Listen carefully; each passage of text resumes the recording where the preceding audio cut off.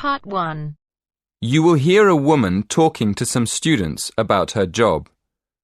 First, in the exam, you will have 20 seconds to look at questions 1 to 4.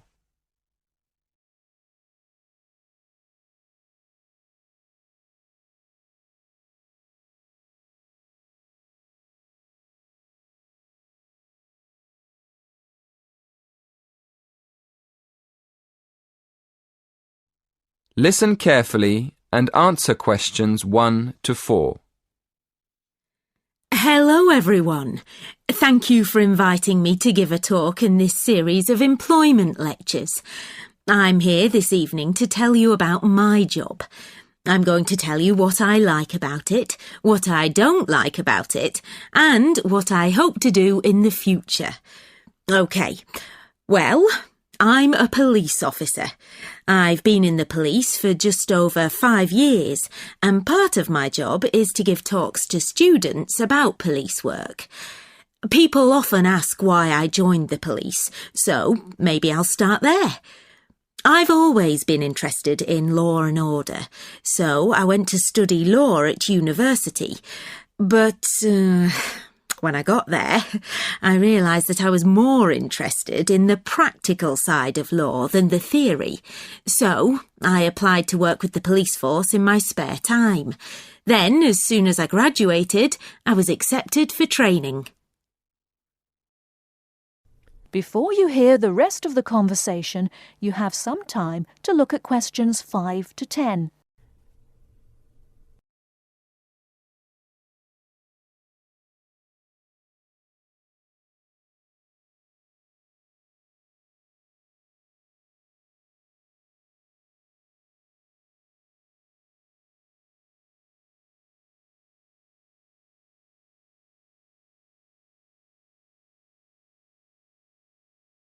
Now listen and answer questions 5 to 10.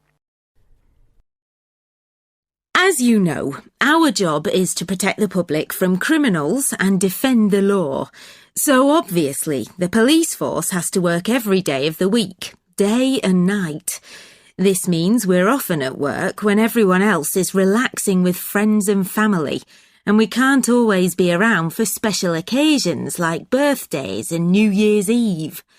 On top of that, we have a lot of extra work at weekends, especially when there's a football match and the fans are out celebrating. So, our working hours are one disadvantage of police work.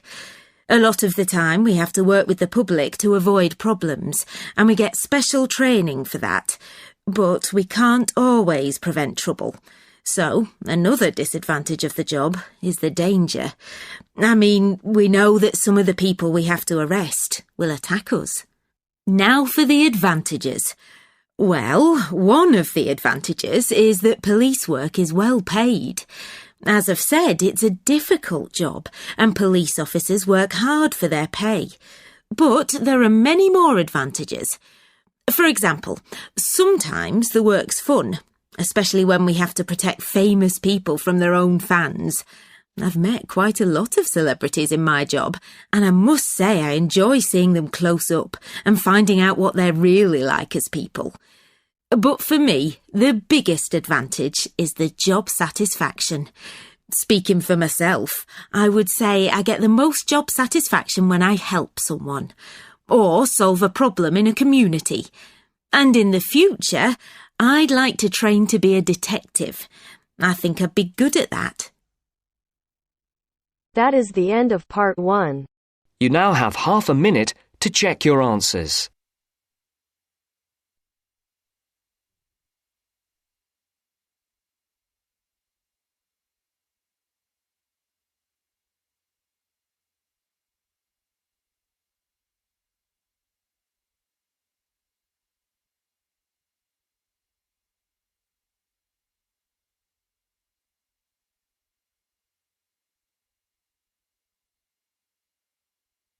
Now turns to Part 2.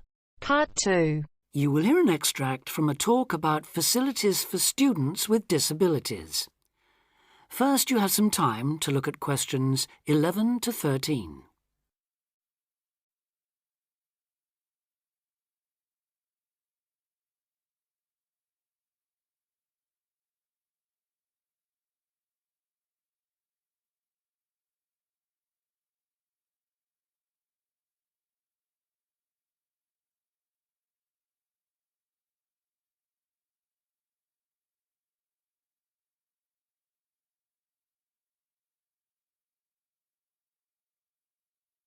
Now listen carefully and answer questions 11 to 13. Welcome to Student Times, the programme with all the latest on what's happening at universities around the country. Today we'll be discussing disabled applicants and the kind of support they can expect to find, or not find, at the university of their choice. With me to tell us more is Student Disability Advisor Sally Taylor. Good morning, Sally. Good morning, Hugh. I'd like to start by pointing out that although 1 in 4 people has some kind of disability, the proportion among students is much lower. This is partly because most students are under 25 and many people only develop their disabilities as they get older, but it's also because some universities don't do much to encourage access. It is true, though, that some have quite sticky problems when it comes to, for instance, wheelchair access, ancient buildings, cobbled streets built centuries ago, and so on. When faced with such a situation, some universities make an extra special effort to provide for students with particular disabilities, while others have specialist accommodation. In fact, all universities should have a written policy statement on students with disabilities, setting out what facilities they have, what their attitude is, and what they're prepared to do. But having said that, only you can properly understand the challenges of any disability you have, and so before accepting a place at a university, or even while you're considering applying, if only to raise the university's awareness, it's good to talk to them and find out how much they can and will do for you. The problem is who to talk to. Most universities and some students' unions have a disability advisor who is supposed to know what facilities they already have and will help with further arrangements if necessary or possible. However, all too often this person is a token. Sometimes it's just an extra responsibility given to a secretary. They don't know what the situation is in practice, and they don't have any real authority to change anything. So, given that for any prospective student it's best to visit a university before applying, it's an especially good idea for students with disabilities or special needs to check whether the place really does come up to scratch.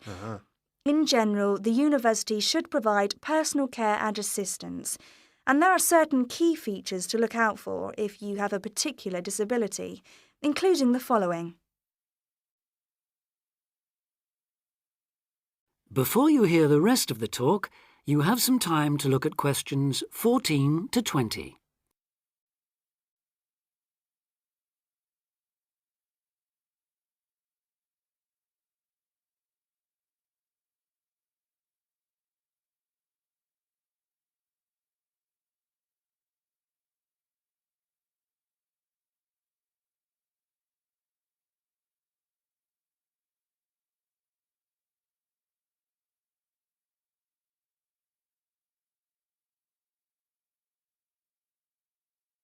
Now listen and answer questions 14 to 20. Firstly, if your mobility is impaired, check there are ramps and easy access to all buildings, not just accommodation or teaching rooms.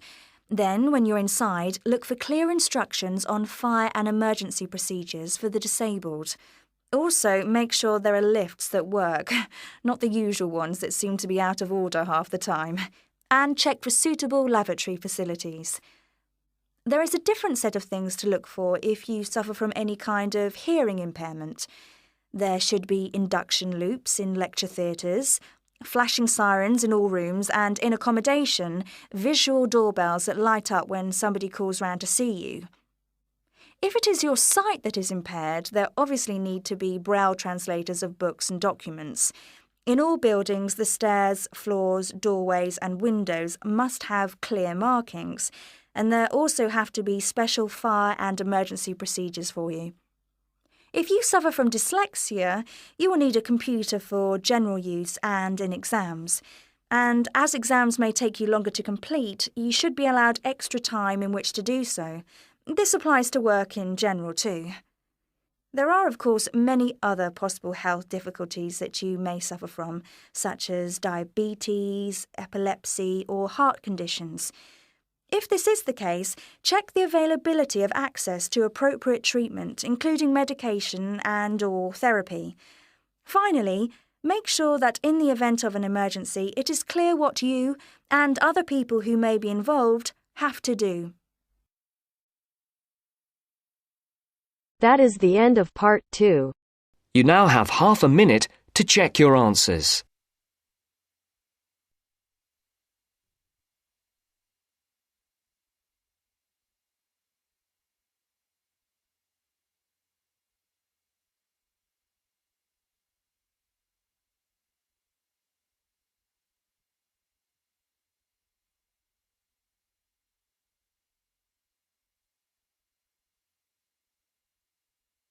Now turns to part 3.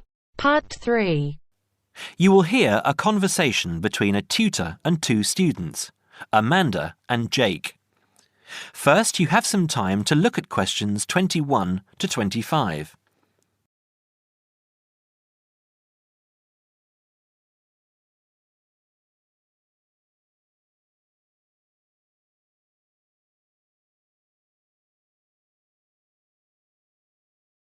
Now listen carefully and answer questions 21 to 25. So, Jake and Amanda, how did the project go? Very well, I think, Dr. Hinton. I certainly learned a lot and enjoyed myself at the same time. Me too. So, remind me, what was your project about? Basically, what makes successful people? Let's call them top achievers successful. Yes. How are they different from us? What do they do that other less successful people don't do? Interesting. And did you come to any conclusions? Quite a few, actually. Good. Share some with me then. Well, I'd always thought that a top achiever would be the sort of person who would bring work home every night and slave over it. But it appears not. Those types tend to peak early and then go into decline. They become addicted to work itself, with much less concern for results. We found that high achievers were certainly ready to work hard, but within strict limits.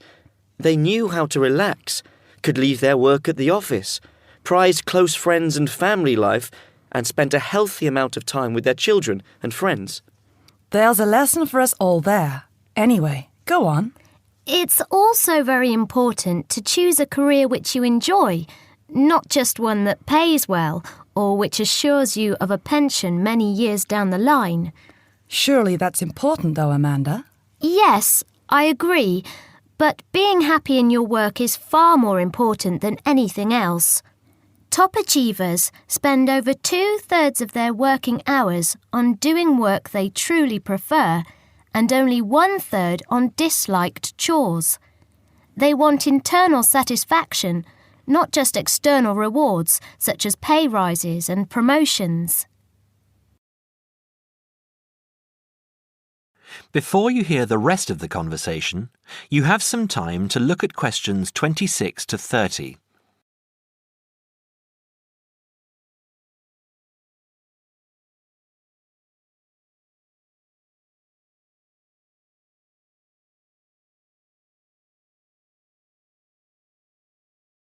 Now, listen and answer questions 26 to 30. Actually, in the end, they often have both, because they enjoy what they are doing, so their work is better and their rewards higher. Yes, Jake, that certainly makes sense. Now, can I ask you something? Do high achievers, as you call them, take many risks? Yes and no. I interviewed one business executive who told me he was able to take risks because he carefully considered how he could salvage the situation if it all went wrong. He imagined the worst that could happen, and if he could live with that, he went ahead. If not, he didn't take the chance. Other people prefer to stay in what I heard described as the comfort zone setting for security. even if it means settling for mediocrity and boredom too. Would you call top achievers perfectionists? Contrary to what I expected, no, I wouldn't. We came to the conclusion that a lot of ambitious and hard-working people are so obsessed with perfection that they actually turn out very little work. I happen to know a university teacher, a friend of my mother's, who has spent over 10 years preparing a study about a playwright. She is so worried that she has missed something, she still hasn't sent the manuscript to a publisher. Meanwhile, the playwright, who was at the height of his fame when the project began, has faded from public view. The woman's study, even if finally published, will interest few people.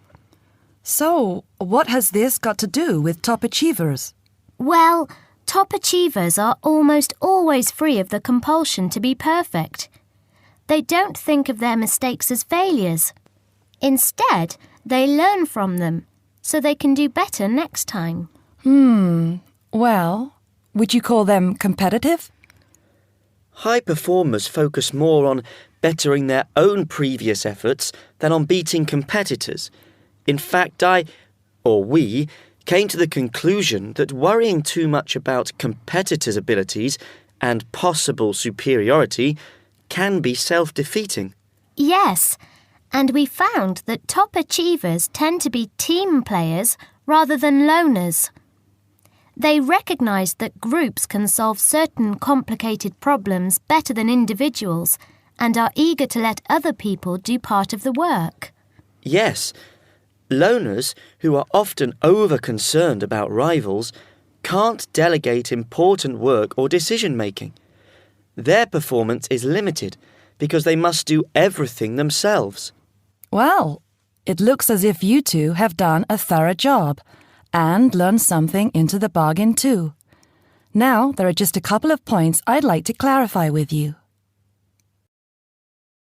That is the end of part 3. You now have half a minute to check your answers.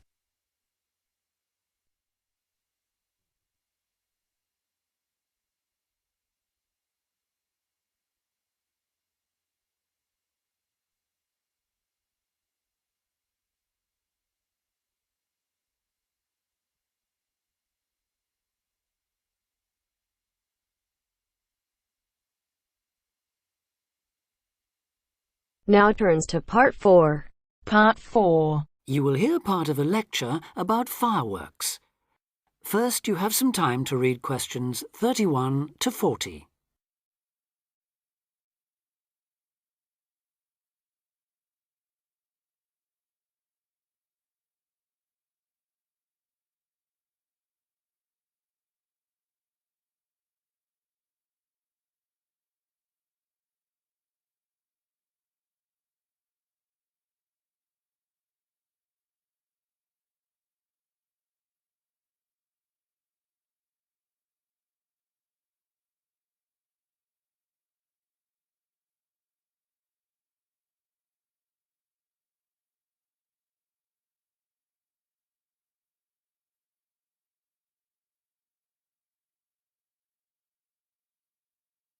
Now listen carefully and answer questions 31 to 40.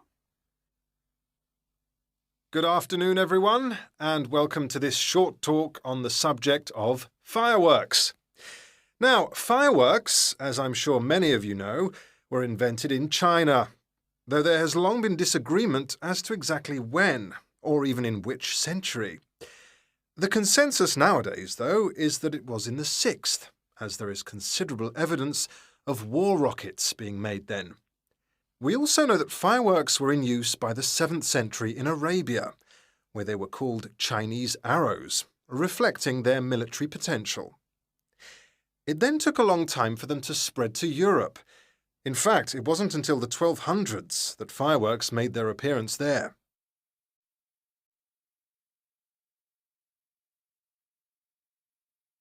The basic ingredients of fireworks have changed little to this day. Their explosive capacity comes mainly from black powder, also known as gunpowder, which is produced from a mixture of charcoal, sulphur, and potassium nitrate. A modern aerial firework, the kind used nowadays in big public displays, not the small rocket type that you might remember from your childhood, is normally made in the form of a shell, often a sphere about the size of a peach. Inside the shell are a number of stars, surrounded by black powder, and running through the centre of the round shell is a charge that makes the firework explode when it reaches the desired altitude. This is known as the bursting charge. When this explodes, it ignites the outside of the stars, which begin to burn with bright showers of sparks. Since the explosion throws the stars in all directions, you get the huge sphere of sparkling light that is so familiar at firework displays. A shell of this kind is launched from a 75mm diameter mortar, which in some ways resembles the type used by the military. The mortar is a steel, or increasingly for safety reasons, shatterproof plastic pipe. This is likely to be 500mm long and sealed at one end. The other end is aimed at the sky, and at the bottom of the pipe, below the shell, is placed a cylinder containing black powder. This has a long fuse, which projects out of the tube. When this is lit, it quickly burns down to the lifting charge, which explodes to launch the shell. In so doing, it also lights the shell's fuse. The shell's fuse burns while the shell rises to its correct altitude and then ignites the bursting charge so it explodes. More complicated shells are divided into sections and burst in 2 or 3 phases. Shells like this are called multi-break shells. They may contain stars of different colours and compositions to create softer or brighter light, more or less sparks, etc. Some shells contain explosives designed to crackle in the sky, or whistles that explode outward with the stars. The sections of a multi-break shell are ignited by different fuses, and the bursting of one section ignites the next. The shells must be assembled in such a way that each section explodes in sequence to produce a distinct, separate effect.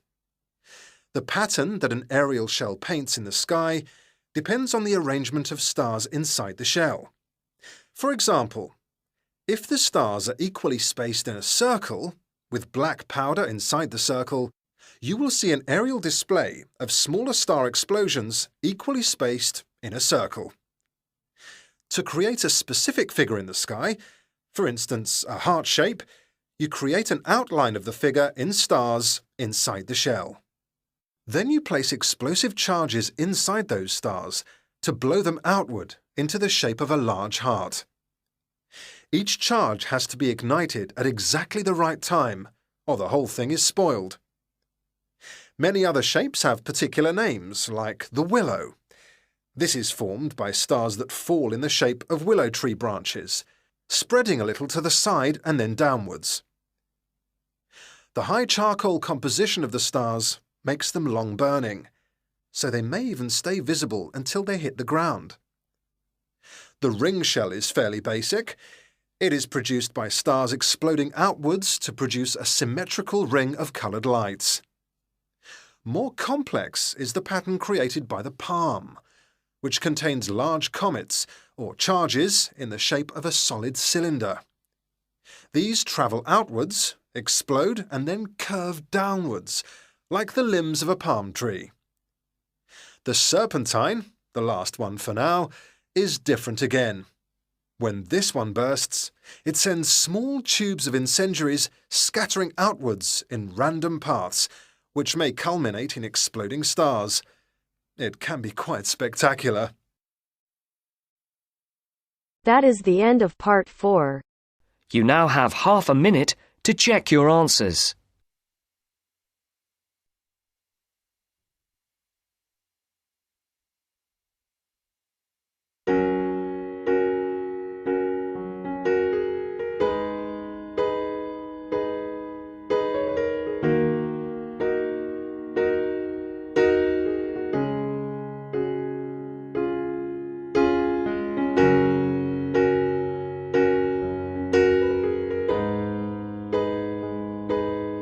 That is the end of the test. You now have 10 minutes to transfer your answers to your Ielts listening answer sheet.